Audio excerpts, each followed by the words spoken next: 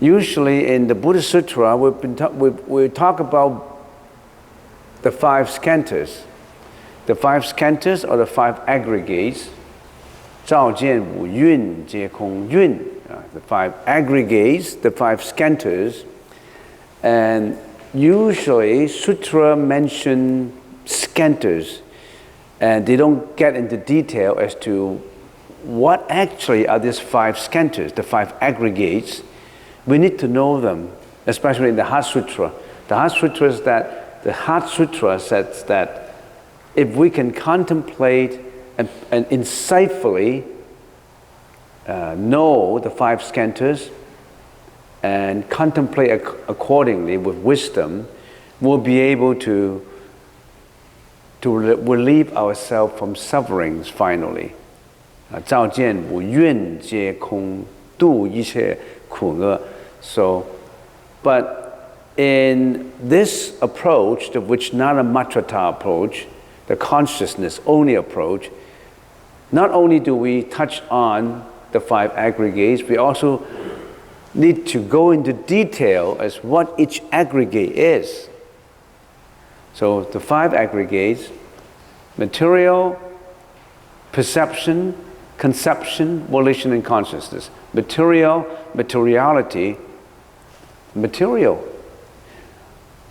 As an individual, as a sentient being, we are made up of two conglomerated aggregates, whatever you want to call it, as body and mind. We are body and mind.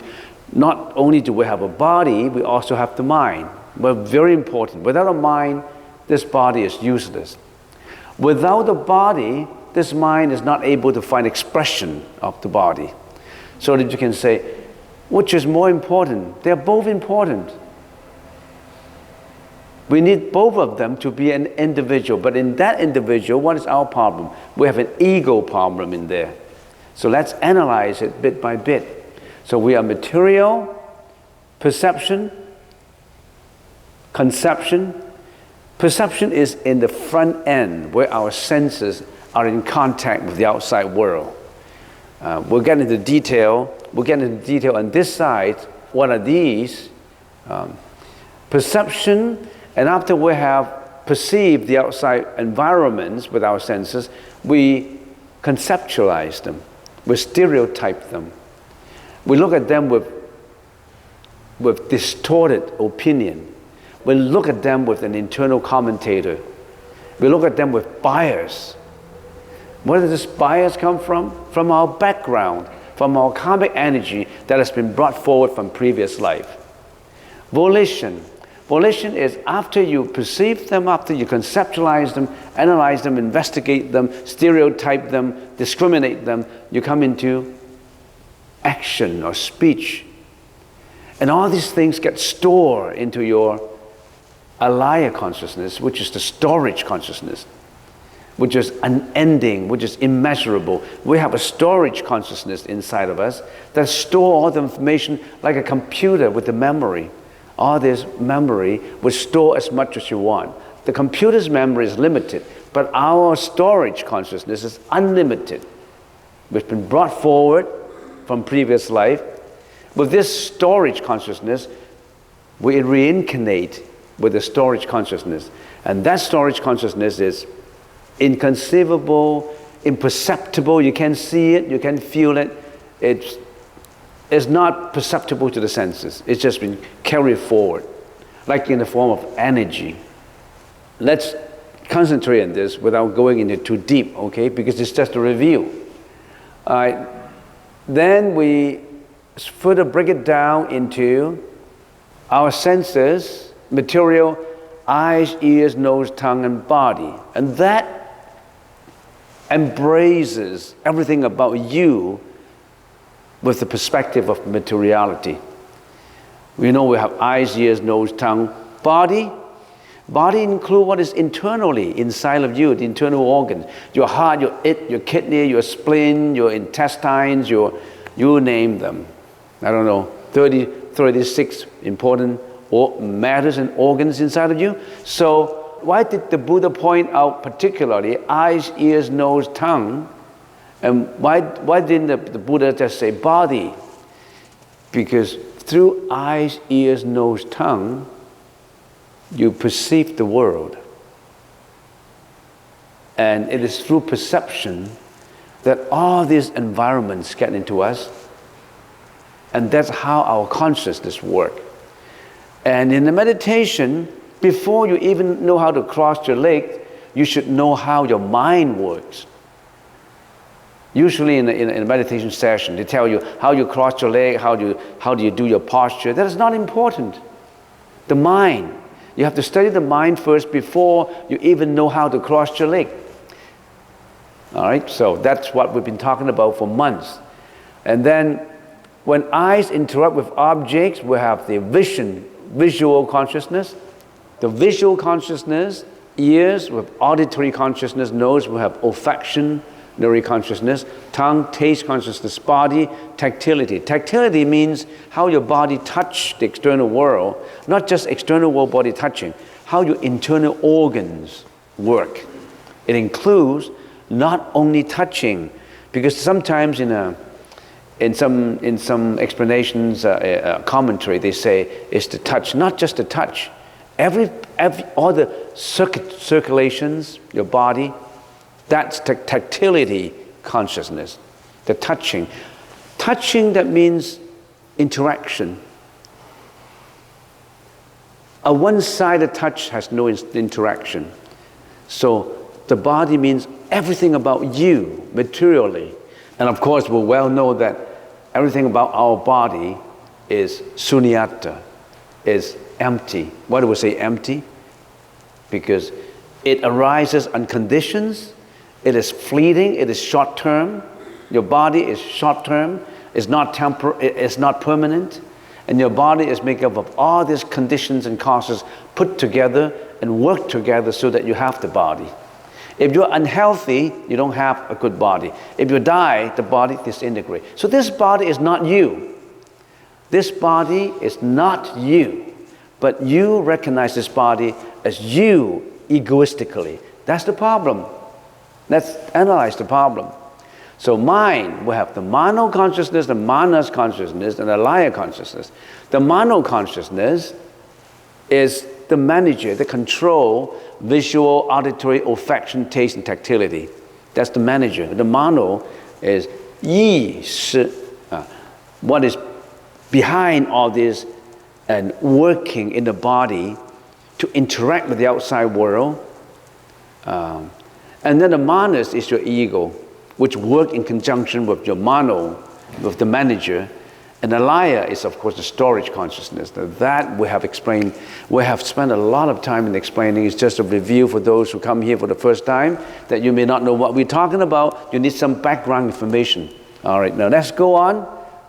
Other than the 8 consciousnesses, we also have concomitant mental functions which work simultaneously in the same time with your consciousness. In other words, when your eyes see, when your ears listen, when your tongue tastes, it's not just this consciousness. It works automatically, simultaneously with some mental functions inside your storage consciousness. You may not even know about it. And we have talk on one lecture on the generally interactive functions, which is your attention, contact, sensation, perception, and volition, how they work. This is omnipresent. That means it is in you. Everything you see, these interactive functions already help you to see. Without attention, you don't know what you see. Without attention, you don't know what you listen. You just listen, but you don't know what you listen. Without contact, you can't even have the consciousness. Without sensation, you know what is pleasurable, what is unpleasurable. So the general interactive functions are the universal functions that everyone has, no exception. Unless at that time you don't pay attention. If you don't pay attention, you don't know what you're eating. You eat, but you don't know what you're eating. If you don't pay attention, you don't know what you're seeing. If you don't pay attention, you don't know what you're listening. Well, if you have general interactive functions, the 5 of them work together at the same time when your senses function. And then there's also the particular functions. Some people may have it. Some people may have stronger particular functions. Some people have weaker. It depends on your level, on your wisdom, on your background, on your karmic energy. For example, desire. Some people may have the wrong desire. Some people may have a right desire. Your desire to be better, your desire to have drug addictions, your desire to be an alcoholic, your desire to involve in sensory pleasure. So those are the wrong kind of desires that we get into trouble. Your desire to be compassionate, your desire to be a good student, your desire to something benevolent. That's a good desire. So that particular functions, it differs from individual to individual. So those are the 5. Desire, resolve, mindfulness, concentration, and intelligence. Now, we already have talked on them for hours.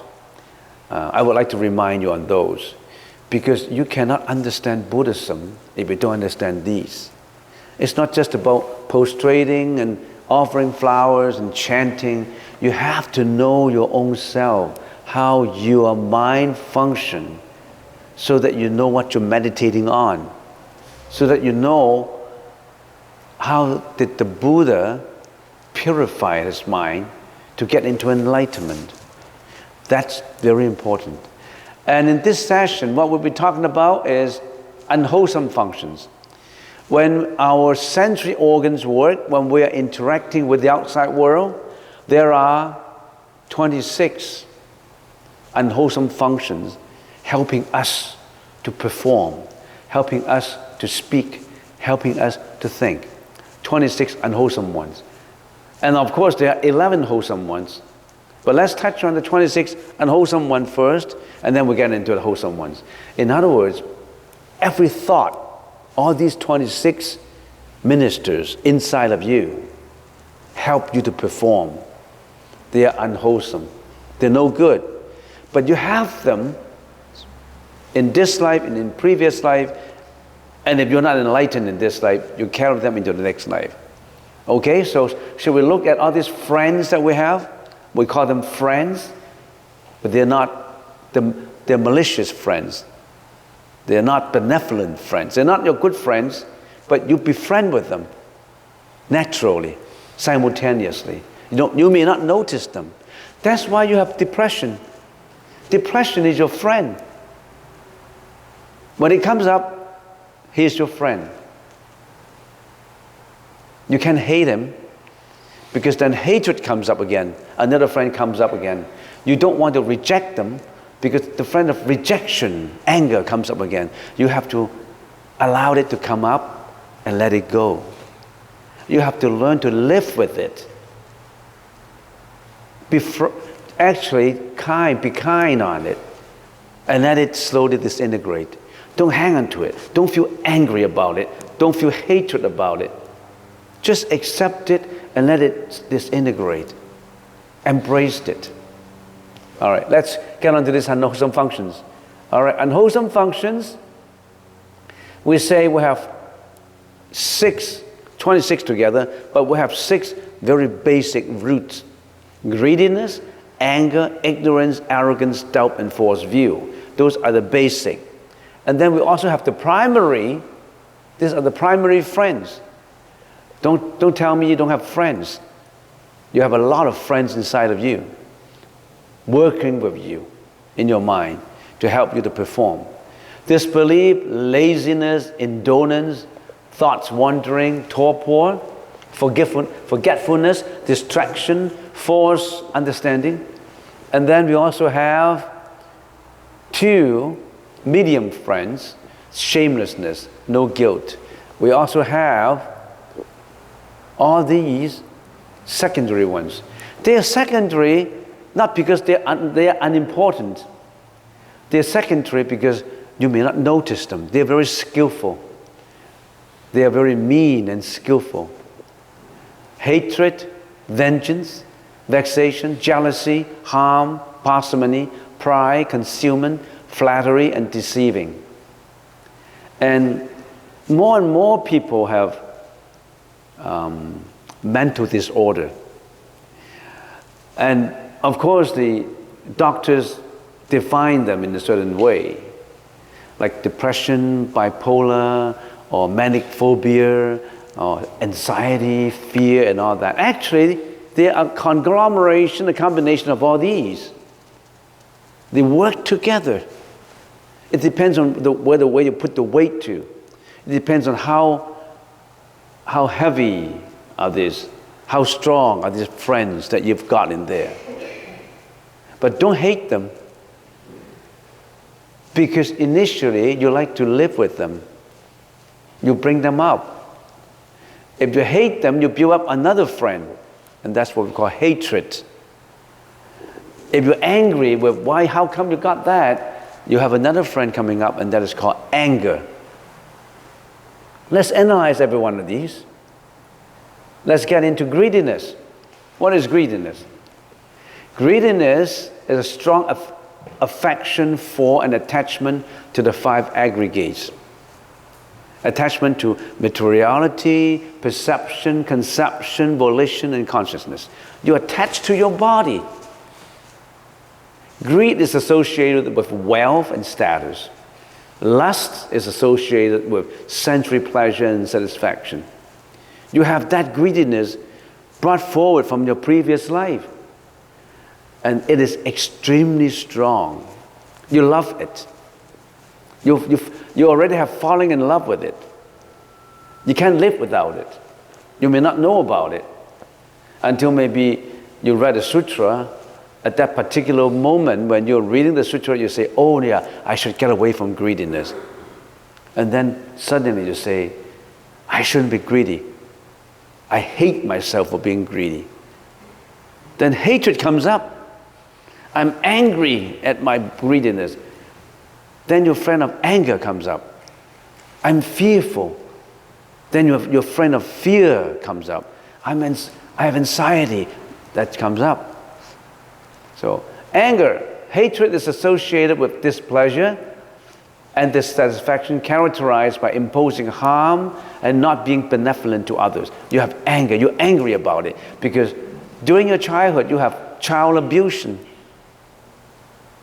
Your dad is an alcoholic. He beat you up most of the time when he's drunk. And you hate it. You have a lot of anger towards your dad, towards all those who are involved with alcoholic.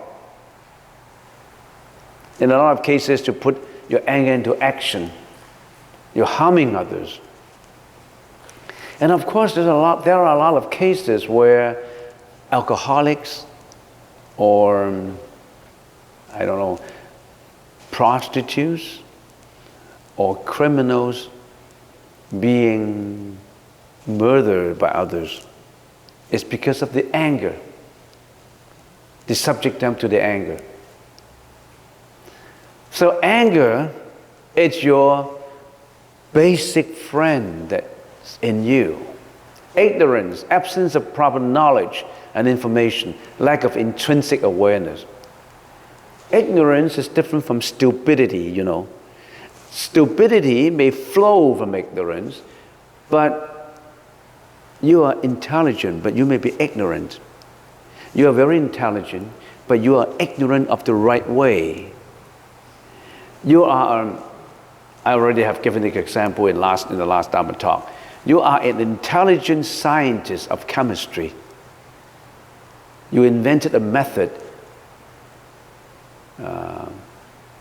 and chemical procedures to change all the grease in the gutter into edible oil because you are extremely intelligent, but you are stupid. You know why? Because you're hurting a lot of other people. Scientists are very intelligent, but they're not doing it in the right way. Scientists may invent bombs that destroy other countries. So stupidity relates to ignorance from the perspective of morality. But you could be extremely intelligent, but you are ignorant. So ignorance, absence of proper knowledge and information, the right view, you need to know the right view, lack of intrinsic awareness. And the next is arrogance, an attitude of superiority manifested in a presumptuous manners due to self-aggrandizement. You have an ego, using slang, you're cocky. You think you're the best because you have an attitude of you're more superior than the others. Because you are inferior, you feel inferior, that's why you want to express that you are superior. So superiority and inferiority, they always hand in hand. Doubt, afflicted indecision, uncertainty of mind, that which causes hesitation with regard to the Four Noble Truths, etc. Doubt, you're doubtful of the right view. Not just of the right view. You're doubtful of anything that is not in the path of your own thinking. False view is usually egoistic views. Now these are just generalizations of our basic mental afflictions or mental functions. Two kinds. One is you're born with them. The other, you acquired it in the present life. There's two categories. For those you acquire in your present life, they are easy to get rid of. With meditation, with proper teaching, with your own contemplation. But those you brought forward from previous life are very difficult to get rid of. It's like your clothes. All those dirts that you accumulated in your clothes yesterday are easy to get rid of. All those you brought forward from a long, long time ago, they already are ingrained in those textures.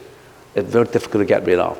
But still, the Buddha tried, and many, many saints tried, they were successful in getting rid of them, in purifying their karma.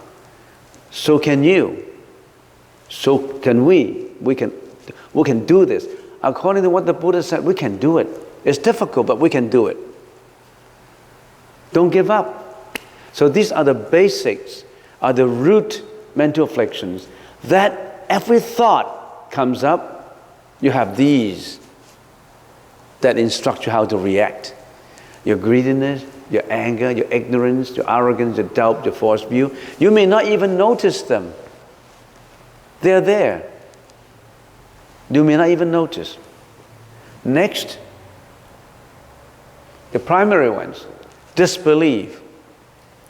The lack of faith, disbelief towards the Dharma, whatever is right, laziness, slackness, sloth, absence of energy, indolence, absence of attitude, mental fogginess, thoughts wandering, restlessness, non-calmness of mind, torpor, sleepiness, drowsiness, forgetfulness, inability to guard mind from mental affliction, lack of intrinsic awareness.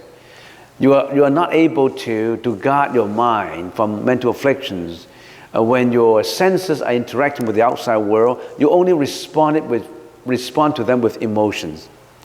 When something touching, you cry. When something you feel that you're helpless, you cry. You cannot guard your mind from being attached to those emotional afflictions because your forgetfulness of your own guarding techniques. Distraction, dissipation of mind, such as attachment to parties, games, sensory pleasures. You may not even know about it. You like games and you were involved with games. I have seen kids who spend 5 hours per day on the games and the internet, and some kids were involved with things that they shouldn't watch because they're being distracted. They're obsessed with them. They may not even know about them. Even adults. How are you obsessed, addicted to what you're seeing on certain channels, on certain, you name them. You're obsessed with them. You cannot get away from it because you don't put a second thought, hey, should I do it? Stop. I should stop that. I should stop my crying. I should stop my anxiety. Or I should watch it and don't get involved with it. When emotion comes, you have to step back and watch it. Don't let it overwhelm you, but don't hate it. Don't repel it. Just let them come and let them go. I'm going to give a talk in Hong Kong, and the topic I was given next week, as a matter of fact, was how to use the right view to get out from mental afflictions and anxiety, or from depression. And usually we like the word depression. How do we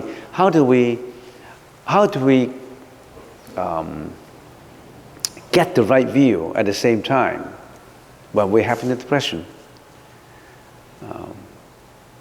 If we understand all these, we're in a better position to get the right view, because we know all our friends, our bad friends. Don't hate them. You brought them in. Just let them come and let them go. Medium mental functions, shamelessness, no guilt. What's the difference between shamelessness and no guilt? Shamelessness, feelings that are related internally to yourself. You're not being shameful in your mind. You've done something really wrong, but you don't admit it internally in you. No guilt is, I don't care what the society has to say. I don't care about my mom, my dad, all these other members. As long as I like, I can do whatever I want as long as I like. No feelings that are related externally to the society. Not being shameful in front of others, and not being afraid of any punishment, criticism for the wrongs committed. So you see the difference? Shamelessness is internal feelings. So if you find someone who say, I'm sorry, you should accept it. Don't say, I don't accept your excuse. I don't accept your, you should accept it, because he's shameful in what he's doing. And that's a good start.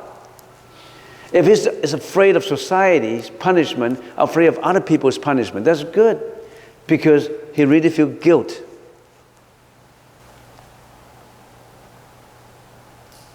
Secondary ones, hatred, anger expressed through action and speech. That is more in a violent situation. You have hatred, the anger that is expressed. Vengeance, hidden. Enmity flows from hatred. Vexation, malice, flows from both hatred and vengeance. Jealousy, the mind unable to bear the excellence of others. Some people can't stand other people's excellence. Give an example. The other day there was a lady who told me that I felt, she said, I felt very bad for my son. And I was not feeling comfortable for the whole day. I said, what makes you uncomfortable? He said, I call up Mrs. So-and-so, and we have a chat, and I found out that her son got into Harvard. And my son got very low mark. He couldn't even get into UBC. He's only have a C. And I feel that I don't feel comfortable. How come his son is so good and my son is so bad? I'm jealous. A jealousy comes up in me, and I just don't feel comfortable that her son can get into Harvard. So it's jealousy. You can't stand the excellence of others. So that is naturally inborn in you, that you have that jealousy. You have to learn how to get rid of it. When somebody is doing well, you really wholeheartedly say, that's great. I wish I can do the same thing too. But I'll try. That your son has gone into Harvard, congratulations. I'm sure he can be successful. Harmlessness, harmfulness, the hostility that is expressed through deeds and words harming others. Parsimony, avarice of the mind that is opposed to either spiritual or material giving. Parsimony. A lot of people, they don't believe in giving out. They always want to receive. They don't donate a penny. They always want to get benefits. They don't want to be ripped off, using a slang. They only want to rip off others because they think by ripping off others, they are smarter. That's parsimony. The more you give out, the more it bounces back to you. Learn what you can get. Learn not you can get from the country, from the government. Learn how you can give to the government, how you can give to other people, not what you can get from them. Have you worked with a boss who is tough? The boss pay you $12 an hour? You say, I don't want to give more than $12 an hour in my work. He only give me $12.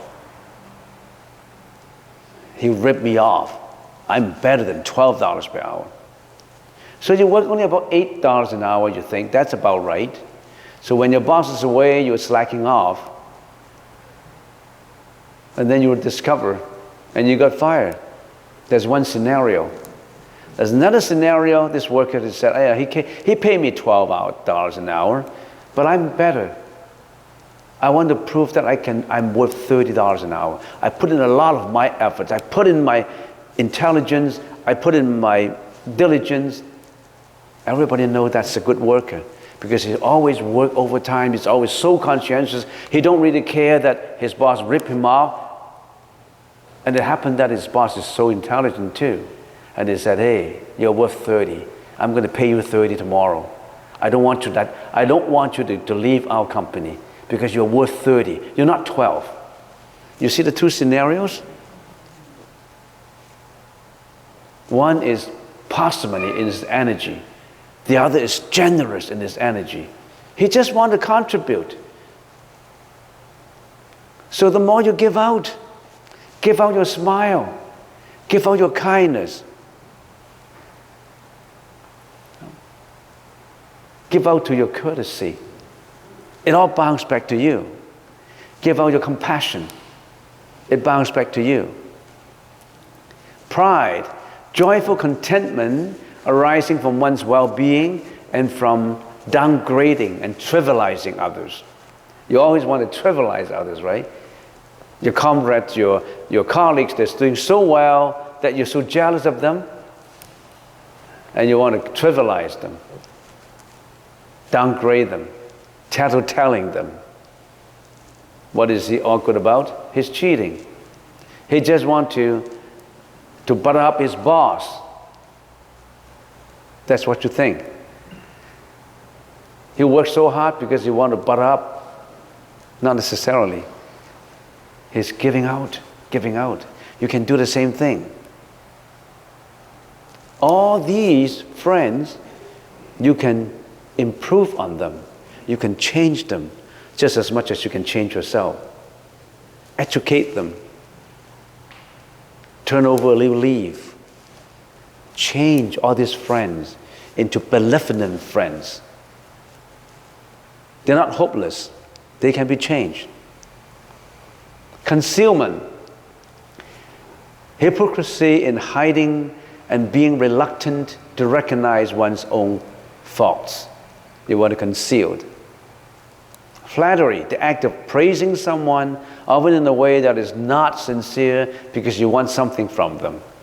Deceiving, the act of cheating someone in order to obtain gains and honors. All these 26 mental functions, some people are strong in some and weak in others. You brought forward all these from your previous life. Some of these, you're inborn with them. They have been with you for millions of years. And it's not easy to change them. But there's hope. As long as you know how to, first of all, don't reject them because you build them up yourselves. Why did you go through all this pride, all these situations that you dislike? Why do you have anger? Why do you have all these? Because you cultivated causes for them to come up. In other words, you build up your own karma that makes you suffer or enjoy in this life. So don't blame others. You've been building up all these friends yourself. The Buddha said, they come together because of causes. You can dissipate them using causes. Your compassion, your wisdom, your practice, in your thought, in your action, in your speech, you can change them. So I have gone through these 26 mental functions. And for those who have anxiety, depression, fear, hatred, anger, now you know. In your meditation, when they come up, what do? I just give a cram course for the next 5 minutes in how to deal with them. How do you deal with these friends? How do you deal with them? They're so akin to your life. They're so close to you. They're as close to you as your breath, you know. Is your breath close to you? What did the Buddha tell us to do when we're meditating? We're meditating on our breath, right? We're meditating on the closeness of these friends so that we know all of them. When we know them, we're in a better position to change them. When you don't even know them, how do we change them? So what's in a cram course, a 5 minutes course, when my anger comes up, when my jealousy comes up, when my depression comes up, when my emotion comes up, what do I do with them? What do? I just let them come. Because it has come already. I don't cry, I don't reject them, I just watched it, accept it.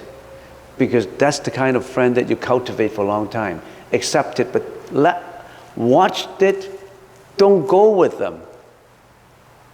Because they come in your first thought. In your first thought, you feel angry. In the first thought, you feel jealousy. It comes. But you have to learn how to step back and look at it. Don't get carried away with it. When you carry with it, your second thought goes with them. Then you're trapped by your friend. Just step back, look at it, and say, I don't hate you. I have been befriending you. And now let's work on a program to change one another. So you watch it and say, I accept it, but I want to change. I accept it. I let go of it. First is to let go.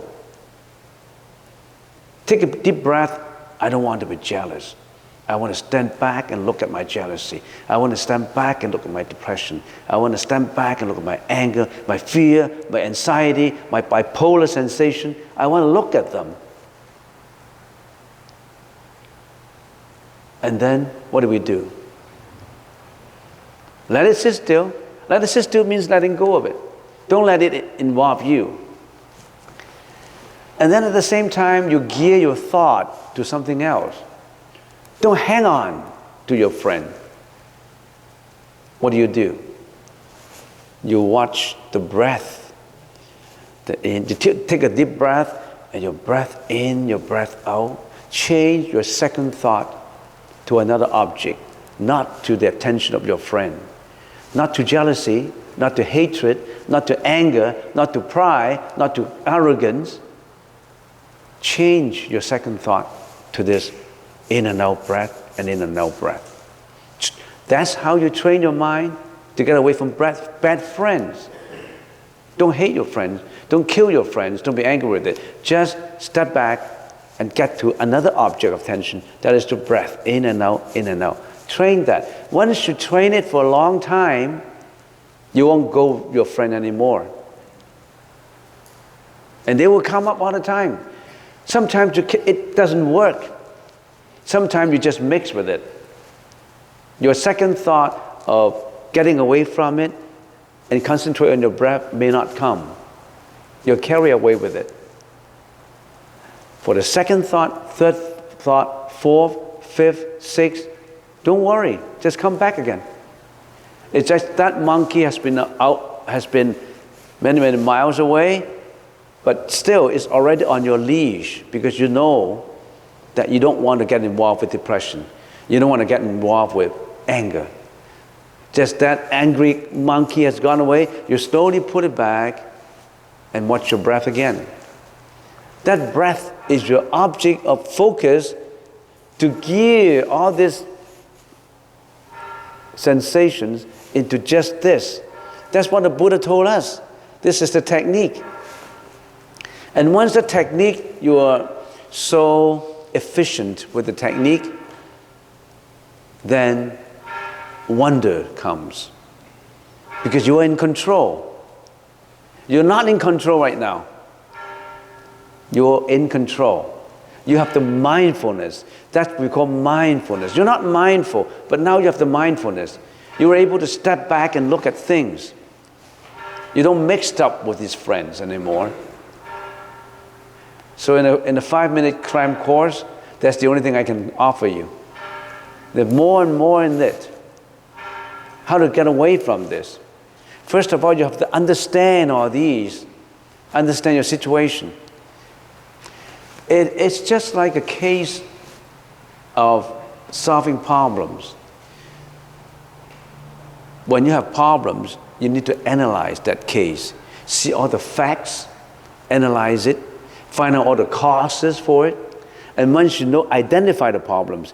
Identify your problems, introduce techniques to solve the problem, then the problem is solved. But you have to identify the problems first. You have to recognize your problems. Don't mix with, it's in the same way, don't mix with your pleasure. When you get into YouTube, all these funny, those good things to see, you're being obsessed with it. You can't get back because you're obsessed with it. You haven't identified your problem of obsession. You stand away from it. I got to stop. That's the reason why there's another technique the Buddha told us. Chanting a mantra. For those who always have the sensuous pleasure, acquisition desire, you can't get away from, to be just outspoken. You can't get away from the porno that you're seeing because you're so obsessed with it. You immediately chant that anti-porno mantra and you get away from it. Because with the help of Bodhisattva, there are beings there who are ready to help you. You got to know the mantra. You got to know her phone number. Call up for help. Call up Avalokitesvara Bodhisattva for help. Call up Siddhagapa Bodhisattva for help. Call up the Buddha for help. How do you call him up? What's the phone number? That's the mantra. When you chant that mantra, that's the phone number. You keep on chanting, forgetting about your first thought of hatred, your first thought of depression, your first thought of jealousy, and replace it by that mantra, by that phone line. And then that light will come in to illuminate your ignorance in attaching to it. Is it easy? No. Because you even forget about the phone number. You forget the phone number. When you're obsessed with it, you forget the phone number. Because it's not ready in your mind. So you got to learn that mantra.